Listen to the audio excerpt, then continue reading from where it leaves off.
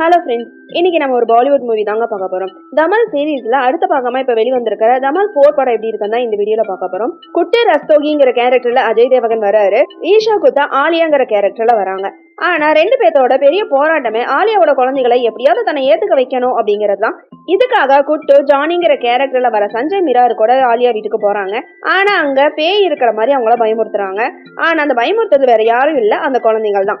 அதனால குழந்தைகளுக்கு தன்னை பிடிக்கல அப்படின்னு குட்டு நினைக்கிறாரு. அதுக்கப்புறம் ஆலியாவோட பேச்சை கேட்டுட்டு குழந்தைகளை ஒரு டூர் கூட்டிட்டு போலாம் அப்படின்னு முடிவு பண்றாங்க.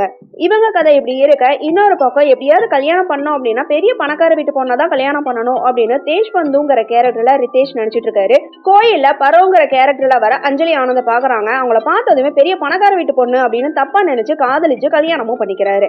ஆனா கல்யாணத்துக்கு அப்புறம் தான் அவருக்கு ஒரு விஷயம் தெரிய வருது. என்ன அப்படின்னா அவங்க ஒரு பணக்கார வீட்டு பெண் கிடையாது, ஒரு டிரைவரோட மகள் அப்படிங்கிறது தெரிய வருது. இவங்க கதை இப்படி இருக்க, இன்னொரு பக்கம் தன்னோட கூட பிறந்தவரோட செய்கையால பிரிஞ்சு போன மனைவி சஞ்சிதாவோட எப்படியாவது ஒண்ணு சேரணும் அப்படின்னு ஆதித்யாங்கிற கேரக்டர்ல வர அர்ஷத் நினைச்சிட்டு இருக்காரு. இவங்க மூணு பேருமே ஒவ்வொரு வாழ்க்கை கட்டத்துக்குள்ள இருக்காங்க.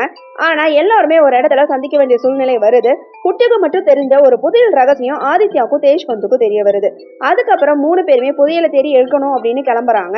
கடைசியில் அந்த புதையல் யாருக்கு கிடைச்சது அப்படிங்கறதுதான் படத்தோட மீதி கதை.